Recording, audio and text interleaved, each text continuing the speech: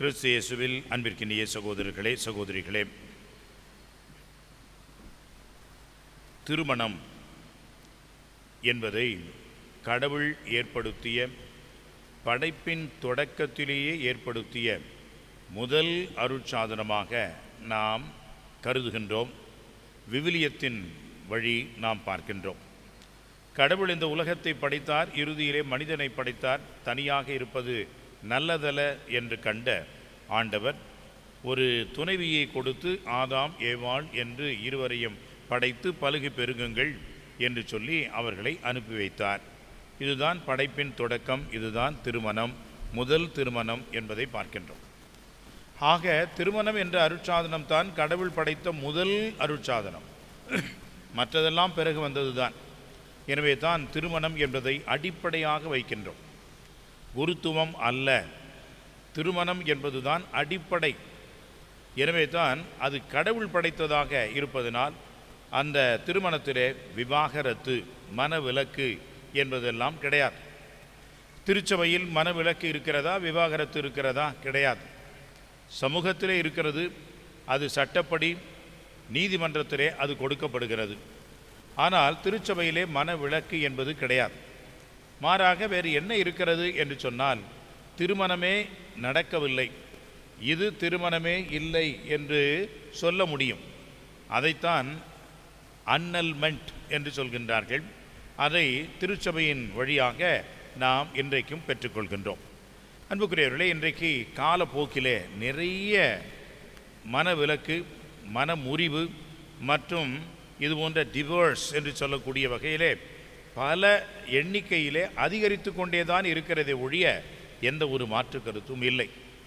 அப்படி இருக்கின்ற இந்த சூழ்நிலையிலே இன்றைக்கு நற்செய்தி மனவிலக்கு இல்லை என்று சொல்வதை தெளிவாக நாம் பார்க்கின்றோம். அதற்கு அடுத்து வருகின்ற அந்த பகுதியிலே பார்த்தோம் என்று சொன்னால், அப்படி மனவிலக்கு இல்லை என்று சொன்னால் கணவன் மனைவியினுடைய உறவு நிலை திருமணம் செய்து கொள்ளாமல் இருப்பதே நல்லது என்று சொல்கின்றார்கள் அவருடைய சீடர்கள். அப்பொழுது ஆண்டவர் சொல்கின்ற அந்த வார்த்தை தான் இன்றைக்கு நமக்கு சிறந்த பாடமாக இருக்கிறது. அதற்கு அவர் என்ன சொல்கின்றார் பாருங்கள். அருட்கொடை பெற்றவர் அன்றி வேறு எவரும் இந்த கூற்றை ஏற்றுக்கொள்ள முடியாது.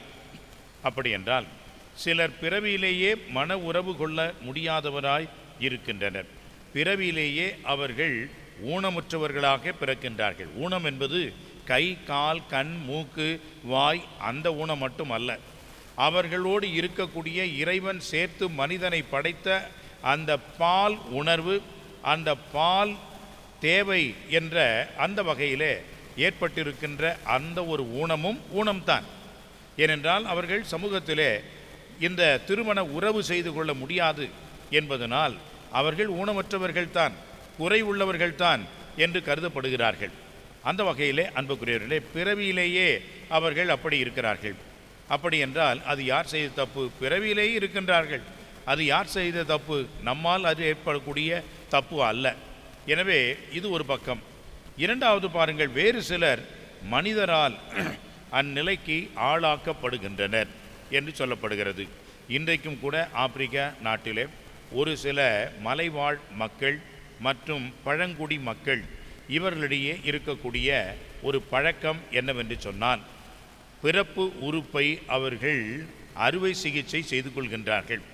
இன்னும் இதுக்கு மேலேயும் இன்னும் அசிங்கமாக அதை அவர்கள் விகாரப்படுத்திக் கொள்கிறார்கள். அது இயற்கையிலேயே இயல்பிலேயே இல்லாத ஒரு நிலையாக அவர்களுடைய பழங்குடி இனத்து ஒரு பழக்கமாக வைத்து கொள்கின்றார்கள்.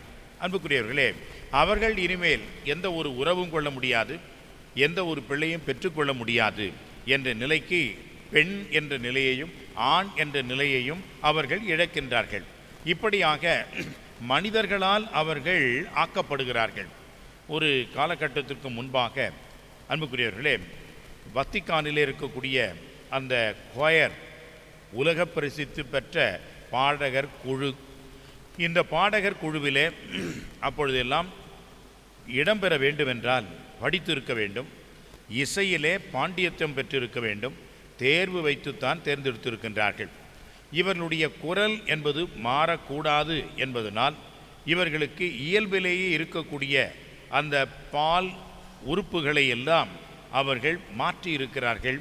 அந்த குரலை மாற்றி பாடக்கூடாது என்பதனால் இதையும் செய்திருக்கின்றார்கள். அன்புக்குரியவர்களே, மனிதர்களால் இது அவர்களுக்கு ஏற்பட்ட ஒரு நிலை. மூன்றாவதாக ஆண்டவர் என்ன சொல்கின்றார் பாருங்கள். மற்றும் சிலர் விண்ணரசின் பொருட்டு அந்நிலைக்கு தம்மையே ஆளாக்கி கொள்கின்றனர்.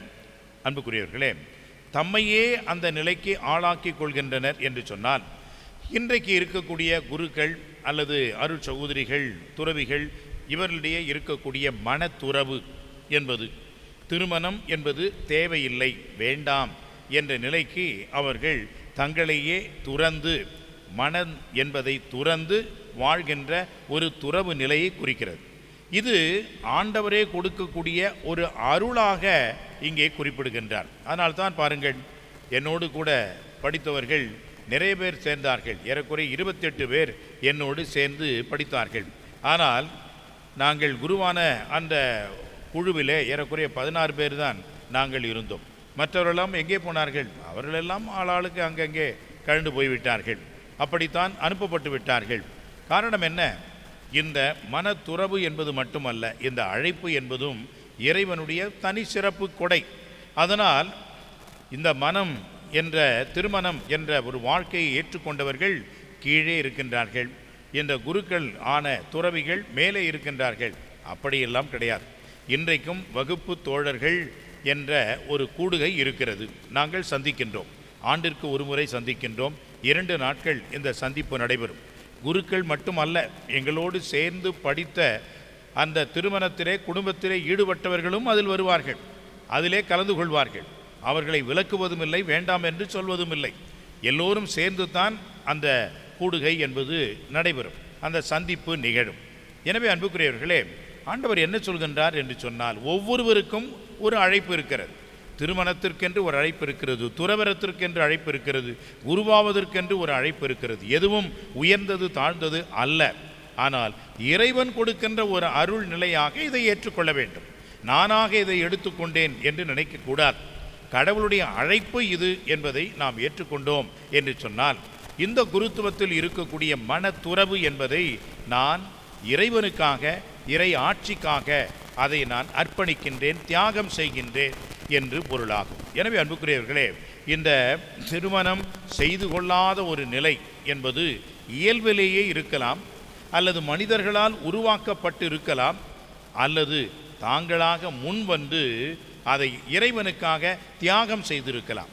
எந்த நிலையில் எப்படி இருந்தாலும் இறைவனுக்காக நாம் இருக்கின்றோம், எந்த ஒரு மனநிலைத்தான் நமக்கு வேண்டும் என்று ஆண்டவர் இங்கே உணர்த்துகின்றார். எனவே தான் அன்புக்குரியவர்களே, ஆண்டவருக்காக வாழ்வது என்பது மாக்சிமிலியன் கோல்பே என்ற புனிதருடைய வாழ்விலே நாம் பார்க்கின்றோம். அவர் திருமணம் செய்து கொள்ளாதவர், மனத்துறவு படைத்தவர். எனவே மிக எளிமையாக தன்னுடைய உயிரையே கொடுக்கார். மற்றவருடைய உயிரை காப்பாற்றுவதற்காக அவருடைய நிலையிலே இவர் சென்று நின்று அவர் இறந்தார். அவுட்ஸ்விட்ச் என்று சொல்லக்கூடிய ஒரு இடம், அது போலந்து நாட்டிலே ஜெர்மனியினுடைய ஆக்கிரமிப்பிலே இருந்த ஒரு இடம். அந்த இடத்திலே இருந்த ஒரு கான்சென்ட்ரேஷன் கேம்ப், அந்த ஒரு முகாமிலே இது நடந்தது. இந்த கொலை குற்றம் நடந்தது.